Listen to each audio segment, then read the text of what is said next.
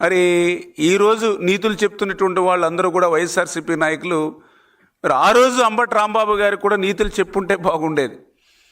ఈరోజు వైఎస్ఆర్సీపీ నాయకులు press meets కానీ, అదేవిధంగా అంబటి రాంబాబు గారి కుటుంబ సభ్యులు కానీ మాట్లాడుతున్నటువంటి వాళ్ళు ఎవరైతే ఉన్నారో, ఆ రోజే సంఘటన జరిగినటువంటి రోజునే, ఆ రోజే అంబటి రాంబాబు గారికి ఈ నీతులయ్యో ఆయనకి చెప్పుంటే బాగుండేది. ఒక ఎంత అన్యాయం అండి ఆ రోజు.